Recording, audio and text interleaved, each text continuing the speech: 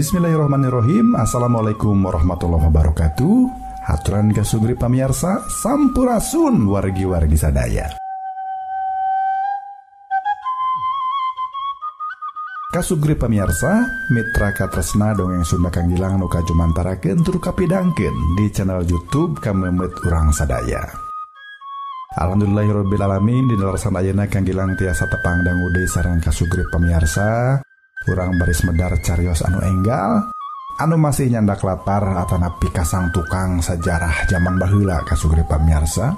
Sapertos biasa ieu carios teh ditulis ku Pak Aan Merdeka Permana, anu bukuna diterbitkeun ku Putra Pajajaran Mandiri. Naon carios anu baris dipedar dinten ayeuna dugi karengse kasugri, urang baris ngahanca hiji carita anu judulna nyaeta Kian Santang Jaya Antea. Mangga kasugri pamirsa, urang sami-sami Bandungan ye carios karya Aan Merdeka Permana dina judul Kian Santang Jaya Antea. Wilujeng ngadangukeun Waluya Dongeng Sunda.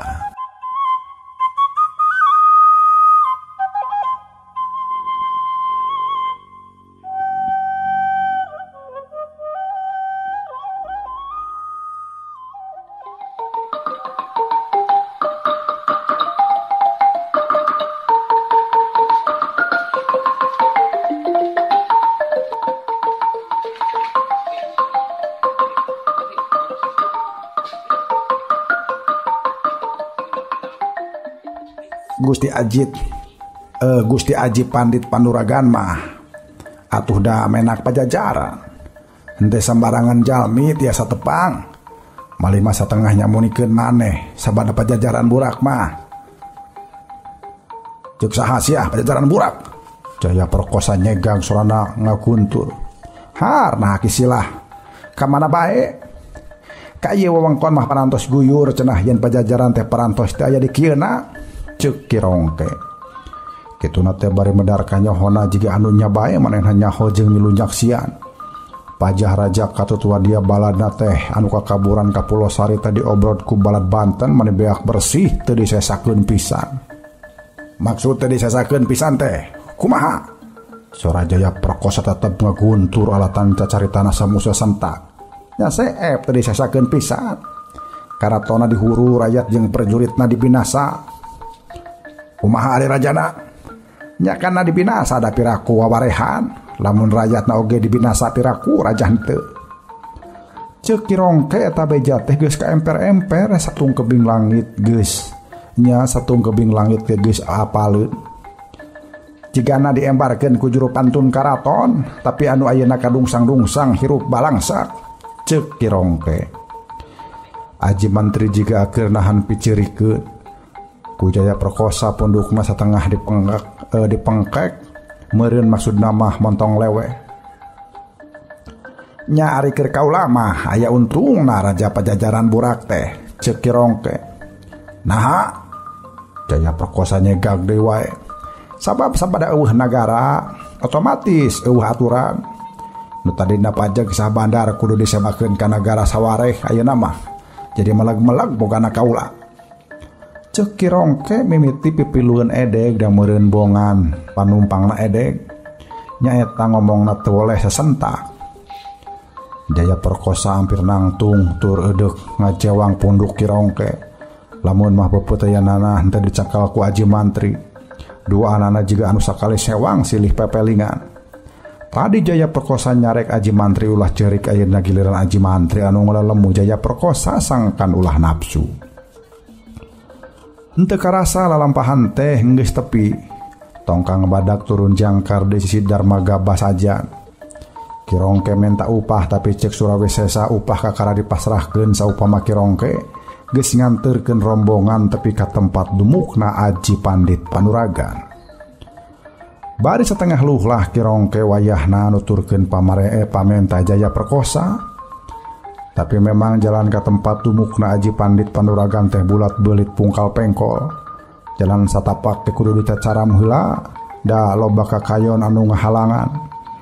Jiga-jiga jalan satapak teh arang kasaba jalma. Hampir sapanyepahan kekaraan jog, keayaan geus remang-remang da waktu mimiti sareupna. Aya imah ngupuk nenggang, teu boga tetangga pakaranganana lega ngan barala. Sampurasun, kerongke nyorowok. Lila eueuh nu nembalan tapi kakudu dibalikan menang sababaraha kali. Nya sanggeus kitu mah kakara kadenge pantong ulu trak lol anu boga imah nolol bari mawa cempor. Hiji aki-aki kunyin bukna panjangan dibeungkeut ku kain bodas. Pakaianana sing sarua bodas sanajan bodas nanti nyacas janggotna panjang setengah dada. Saha? Kaula sapandar Cihonjak. Ih, geuning aya sia mah penting. Aya naon wayah kieu? Iya, sia mah penting mah. Nya maksud teh aya sia mah anu ngarasa penting nepungan salira. Cek kerongge bari ngalieu ka tukang dina wayah sareupna memang hese mireun saha nu datang. Komo ieu mah jumlahna maneh sabubuhan. Saha? Aing. Aing saha? Nya dilewe beungeut aing cing apalkeun sora aing. Aji Pandit Panuragan nompokeun cempor sinarada deukeut kanu cikeneh nyarita songong. Ngan barang awas saha anu datang barang goak teh midang dam ceurik balilihan. Gusti Prabu Sang Surawisesa. Gusti Prabu cenah eurih-eurihkeun. Geus kitu awakna anu samuramoh poe teh deku laju sumbah hormat. Sang Surawisesa cenah haros-hos. Aing ayeuna Jaya Perkosa nganyangaran. Surawisesa mah geus kojor, ceuk Jaya Perkosa. Demi ngadenge eta ngaran atuh kirongke oge ngadadak ramoh poe awakna brek deku bari sarua ceurik ngaguku. Bisa jadi nya deku bari ceurik ngebangingik teh bakat ku ajrih ka Jaya Perkosa anu baretona Prabu Surawisesa raja kedua Pajajaran. Atawa bisa jadi cerik nganggukuk teh saking kaduhung dumeh tadi jumawa yang nyebutkeun aya untungna Pajajaran burak. Nya kaula bareto Surawisesa, ayeuna mah Jaya Perkosa. Aji Pandit Panuragan teh turunan ahli kamasan Kasugri. Tukang nyieun perhiasan emas khusus keur kapentingan kerajaan secara turun-tumurun sakumaha kulawarganya, sakumna kulawargana. Sakumna kulawarga Panaragan jadi ahli kamasan jeung kepentingan kerajaan. Maranehna teh geus aya ti zaman Sri Baduga Maharaja Prabu Siliwangi keneh.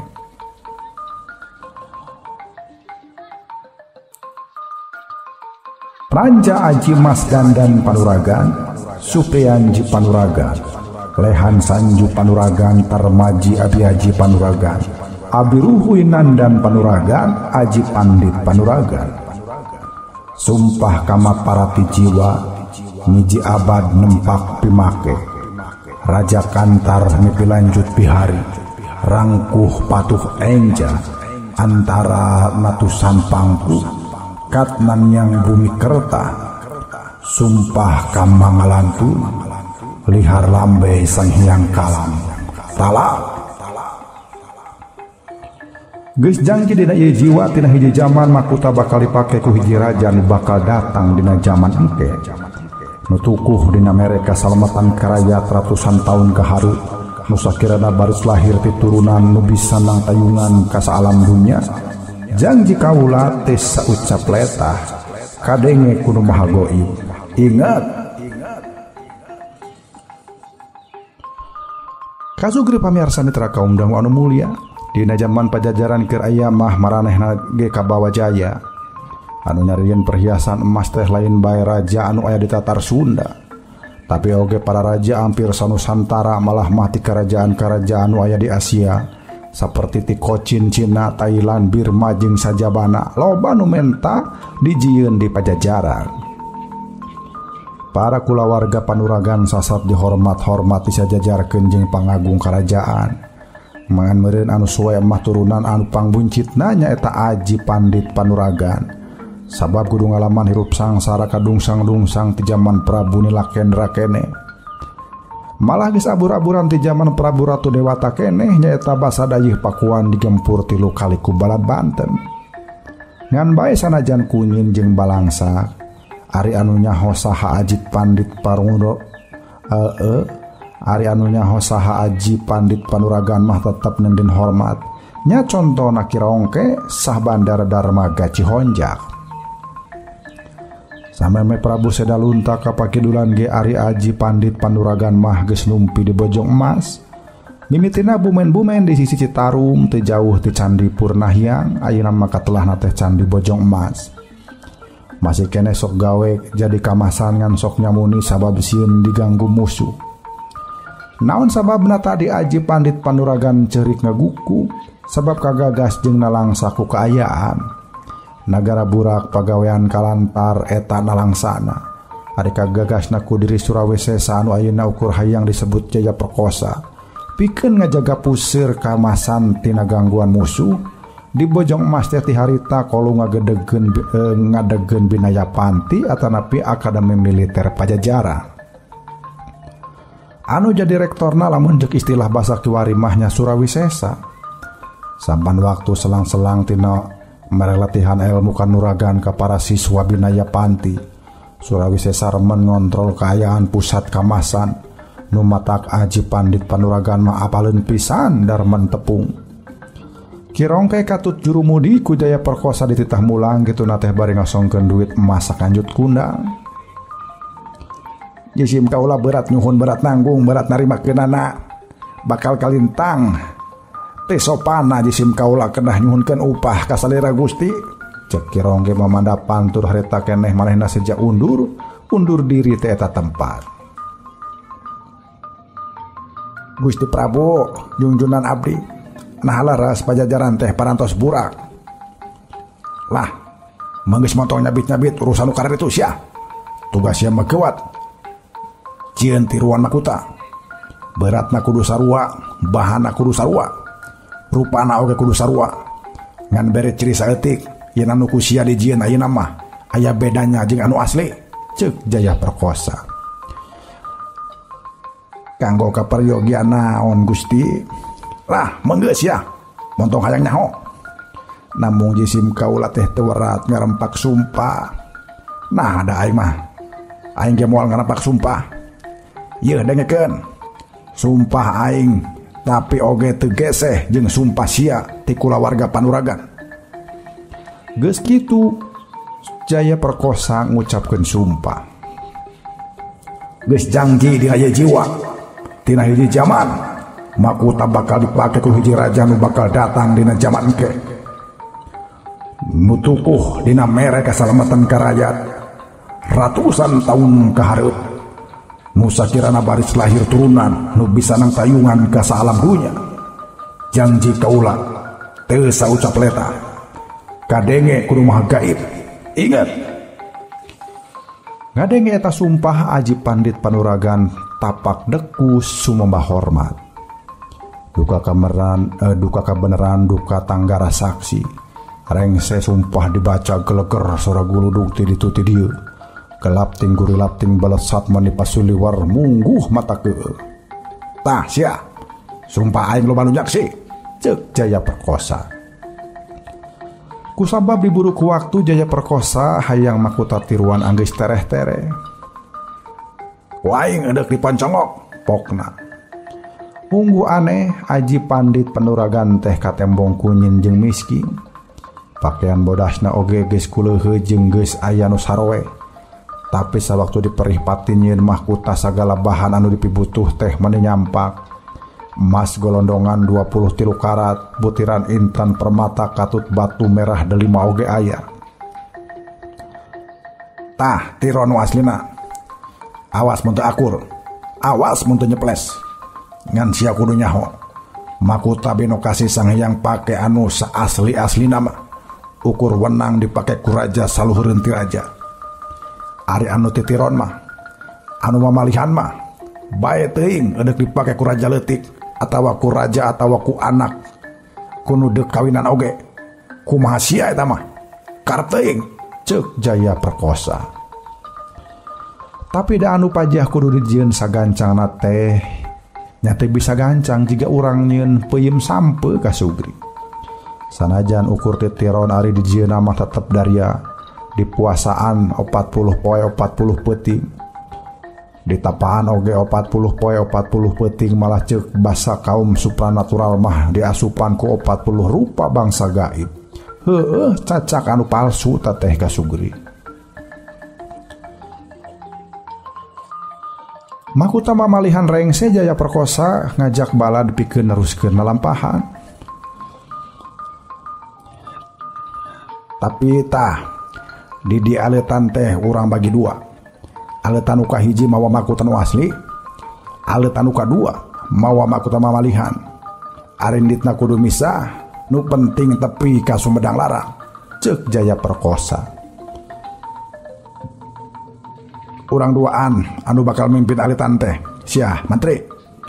Hartina desamet ayeuna urang kudu misah. Cenah ngareret ka Aji Mantri. Saha anu tugas nanya anak nu asli Uyut Prabu? Aji Mantri tumanya, anu mawa makuta asli mah nyaing deuleu. Sumangga. Rumaos cisim kaula mah teu gaduh kamampuh dina ngajage kasalamatan makuta. Ceuk Aji Mantri ngarumasakeun maneh. Lain kitu sia. Jaya Perkosa nyentak. Sia teh anak raja. Malamun pajajaran teu burak mah nya sia pigantian raja teh. Musuh pasti apal.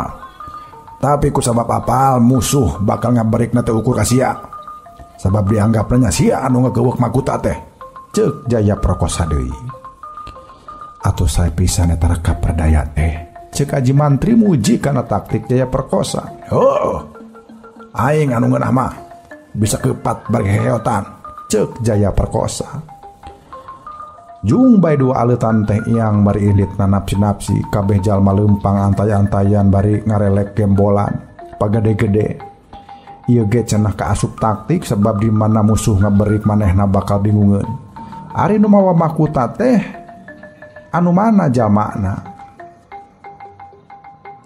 Teu kacaturkeun Aji Mantri milih jalan anu mana, tapi ari lalampahan Jaya Perkosa mah katuturkeun ku anu nyusun ieu carita. Cenah di bojong emas teh cepet ngetan terus we laju ngetan tepi ka ampir anjog ka mumunggang Gunung Papandayan. Kan sampai meh tepi lalampahan ngagilek heula ka tebeh kaler. Nya anjog ka wilayah Karajaan Galih Pakuan atawa Limbangan Kiwari. Ngan lalakon anu eces nama aya dina carita Surawisesa Jaya Perkosa dina episode nu hayang Malespati. Mangga tos dipadar ku Kang Gilang kapungkurnya. Kasugiri pamirsa mitra kaum dangu anu mulia. Dina catatan sajarah anu keur diaku Kiwari disebutkeun yen Prabu Sedaraga Mulya Surya Kancana teh gugur di Pulau Sari. Tapi ari tina hasil panalungtikan anu nyusun ieu carita mah henteu. Basa Balad Banten bisa meruhkeun kekuatan sesa pajajaran aya di Pulau Sari tur bisa ngabinasa Senapati Pamungkas. Eta patempatan teh dibumi hanguskeun geus eueuh sesana, geus eueuh tapakna. Bisa jadi Balad Banten nganggap yen raja pajajaran ge harita teh geus milu kabinasa. Sabab dina zaman harita teh kabeh jalma apal nu mana raja nu mana pati. Sabab loba nu can ngalaman jongho. Nyante jiga ayeuna loba potretna Kasugri. Lian ti kitu teh pan salila lunta kadungsang-dungsang raja teh nyamur teu mamake pakaian salaku mena karajaan. Pakaian ge nya kunyin jiga cacah kuricaka. Prabu Sedaraga Mulya Surya Kancana salamet sabab dipaksa kudu salamet. Dua poe sabada Balad Banten ngobrol Pulau Sari secara rencepan Ki Darma Sungkawa ngagero balad pajajaran anu katempo bradas boga pangabisa. Kudu aya sababaraha urang anu maksa ingkang Prabu lolos di Pulau Sari, ceuk Ki Darma Sungkawa. Moal kersaeun. Aing ge nyahong. Inyana moal daekeun, kitu sababna kudu dipaksa. Lamun perlu dibongohan. Awakna dibakutat ku tambang wada. Nu penting ingkah ti dieu. Sok saha anu sanggup ngalaksanakeun ieu tugas, ceuk Ki Darma Sungkawa. Tapi nu diajak badami teh kalah ting Baratem. Kunaon ngajar dog? Ngarasa teu mampu ngamankeun raja. Sanes kitu Gusti Patih. Namung jisim kaula teh sejam milih ngabadalkeun nyawa di tempat, ceuk salah saurang. Sugan teh ukur manehna anu nyarita kitu teh ari pek teh geuning menereang kabeh oge hayang milih nandonkeun nyawa aduh hareupan jeung urang Banten di tempat. Dasar garoblog kabeh. Tah kitu nu matak pajajaran eleh oge, ceuk Ki Darma Sungkawa. Jalma anu nandonkeun ka wani lain eleh. Ki Patih, angot disebut goblok mah, ceuk nu saurang jigana ngarasa teu suka disebut goblok teh dumeh milih perang. Nya goblok ngaranna lamun aya bajoang tepi ka kojor mah. Ari ka ngaranan bajoang mah kudu mertahankeun hirup. Geus nyaho musuh anu ngaberung bakal pohara. Hayo angger disangharepan. Dengekeun, perjuangan urang teh ngusahakeun raja kudu tetep aya. Pikeun neruskeun laju ning hirup. Lamun raja ge milu tumpurnya tumpur sagalana, ceuk Ki Darma Sungkawa. Manggeus we kusabab sia kabeh eueuh nu sanggup hideng nyaku aing dipilihan pikeun dipaksa ngajalankeun ieu tugas negara. Ingat sia, ieu tugas negara. Lamun wangkelang hianat kasebutna. Ceuk Ki Darma Sungkawa nurutan omongan Prabu Ratu Sakti Bareto. Ki Darma Sungkawa hari tadi tibanan tugas ku raja tapi manehna nolak balukara dituding bahula teu taat parentahnya dituding hianat. Sok sia pilih, mending hirup bari babakti ka negara atau mending kojor tapi dituding hianat. Anu araja ting harulang ngan bae Ki Darma Sungkawa geus teu sabar. Akhirna nunjuk jalma opatan pikeun mawa kabur raja katut permaesurina secara paksa. Hayo, tuturkeun aing, ceuk Ki Darma Sungkawa. Harita teh peuting sumedang jempling kajaba cihcir anu patembalan ka Sugri. Ki Darma rarencepan ngadeuketan tempat raja jeung permaisuri reureu. Nu sejen tuturnya nuturkeun tukangeunana. Sanajan kaayaan poek tapi kuku ngagunakeun ilmu sorot kalong mah Ki Darma Sungkawa teh bisa naliti di mana raja jeung permaisuri ayana nya di duanana kabireungeuh keur pules. Ku gerakan usakilat Ki Darma Sungkawa ngagunakeun jurus totok ka bagian awak raja katut permaisuri. Raja jeung permaisuri baris terus sare tapi ka isuk tengah poe sok sia opatan gewat mawa indit ieu jungjungan sia sing jauh. Sia kudu ngagunakeun ilmu napak sancang sangkan bisa lompat gancang. Waktuna raja katut permaisuri hudang kudu geus aya di tempat anu jauh pisan, ceuk Ki Darma Sungkawa. Perjurit opatan nu sabenerna mah kabeh ge senapati rikat manggul awak raja katut permaisuri. Lalu empat petarik-tarik ngagunakeun jurus napak sancang. Ki Darma Sungkawa neuteup anu ting melesat bari hate bunga. Meureun manehna bisa jongjon yang haripan panarajang musuh bari teu loba kahariwang kana nasib raja. Ki Darma Sungkawa hatena longsong aji mantri putra mahkota Pajajaran geus dibawa ku Surawisesa Jaya Perkosa. Percaya kasalametanana bakal kariksa, ayeuna Prabu Seda oge geus dijauhkeun tina banjir darah di Polosari anu pasti bakal kajadian. Aing bunga pamuga Pajajaran masih keneh dibere ngapa. Keun bae aing mah eudeuk ngawadalkeun nyawa di dieu. Sugan musuh bisa diberung, ceuk Ki Darma Sungkawa dina jero hatena.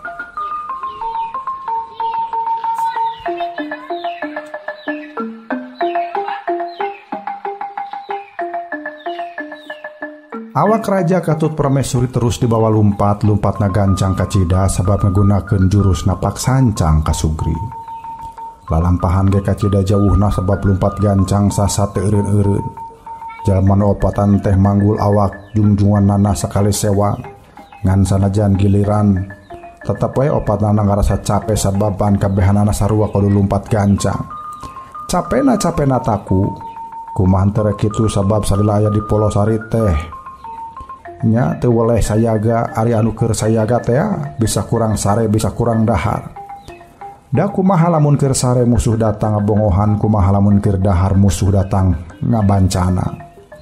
Tah ayeuna karasana sabada lumpat ngagunakeun jurus napak sancang. Tanaga karasa ngorotan ngapan napas karasa nyaatan. Ari lumpat bari ngagunakeun ilmu apanan tanaga anu dikaluarkeun teh jadi lipetikel. Jadi opatanana sabenerna mah geus beakeun tanaga boh anu keur lengo sumawona anu keur manggul awak. Aduh teu kuat duh, ceuk saurang. Sarua aing oge. Wayahna we paksakeun heula, urang kudu geus jauh pisan nyingkahan Pulosari, Cek nu lumpat lengo. Ngan tepikeun ka hiji waktu brek anu keur maranggul awak teh ti kadeprak malah ayeuna mah marehna katindih ku awak anu keur dipanggulna. Sok aing duaan anu giliran. Jika itu jicir sing gancang. Montong nungguan aing. Montong ngarepkeun aing. Cek nu nangkarak bengkang bari napas eungap. Ampura, sia duaan ku aing dek ditinggalkeun nya. Cek anu anyar giliran memanggul awak raja jeung awak permaisuri.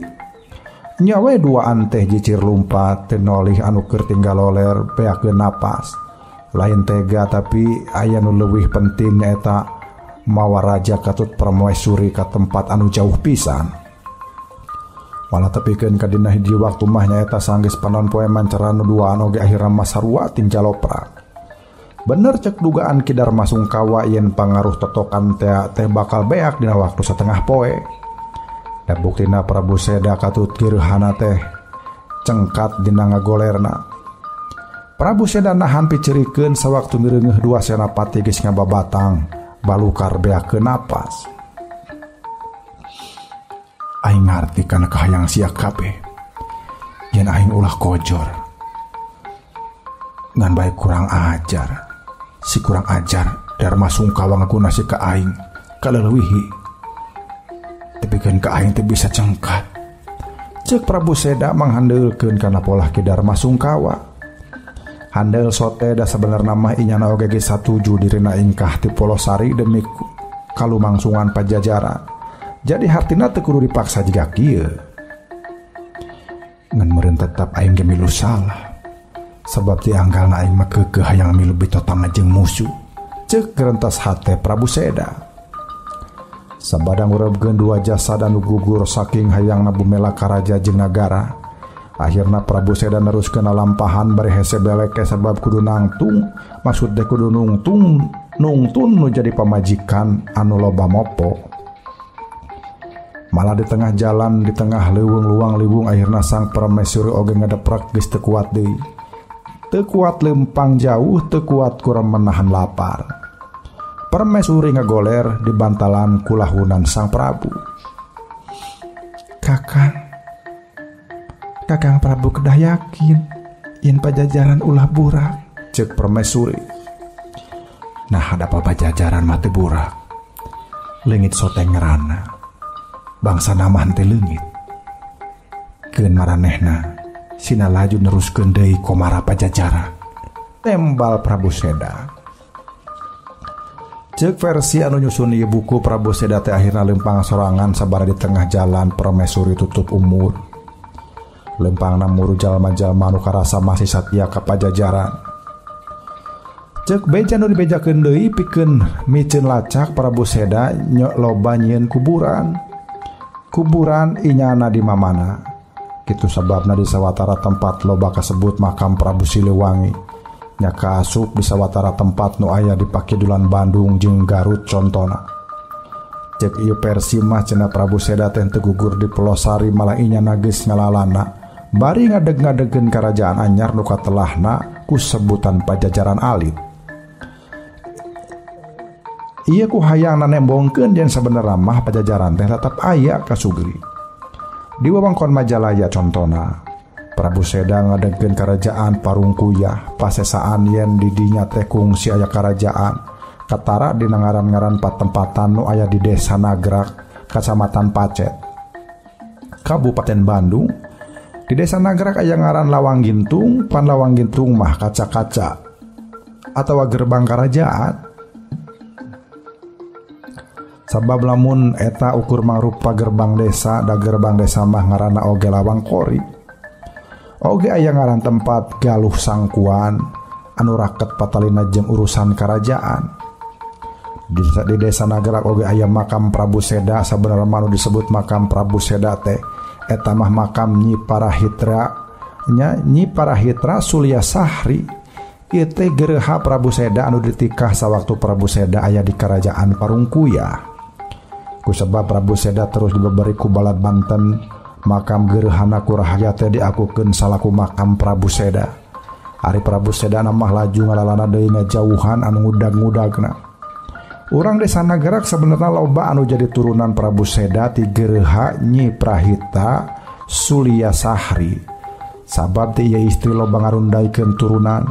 Kepala desa anu pangakhirna anu ku masyarakat cukup disebut Kang Ujang oge cenah turunan Prabu Seda ti Nyi Prahitra. Kamana Prabu Seda iangna nya kamana malah tepi ka wewengkon Ciamis kaler sagala. Nyaeta hiji lembur anu kiwari katelahna desa Sukamantri. Lain musik-musik ulah mandi ngahudangkeun macan turu, tapi kangaranan sajarah rek deog rek pengkor kudu dipikan nyaho saestuna. Kajujuran teh penting jeung eunteung jalma kahareupna anu hirup satukangan urang. Anu hirup satukangan urang kudu bisa maca kalawan wijaksana, sabab kejadian mangsa katukang sakapeung teu bisa diajen jeung ditoong ku pangajen kiwari. Kasugri pamirsa mitra kaum dangu anu mulia, ieu carita Kian Santang Jaya Antea teh urang anggap rengse dugi ka dieu. Mung sapertos anu sering dikedalkeun ku simkuring yen moal aya carita anu benar-benar tamat, salila kahirupan masih kumelendang di alam dunya. Hatur nuhun anu parantos sasarengan di channel YouTube simkuring, hapunten bok bilih aya cariosan anu kirang genah undak usuk basa nu teu marena. Simkuring estuning maca sagemblengna tina buku anu ditulis ku Aan Merdeka Permana. Hatur nuhun anu parantos sasarengan, anu parantos subscribe, hatur nuhun teu acan mangga di subscribe, oge teu hilap diantos silaturahmina di kolom komentar. Urang tepang dangu deui kasugri pamirsa mitra kaum dangu anu mulia dina cariyos anu enggal. Kang Gilang pamit, billahi taufik wal hidayah, wassalamualaikum warahmatullahi wabarakatuh. Permios waluya dongeng Sunda.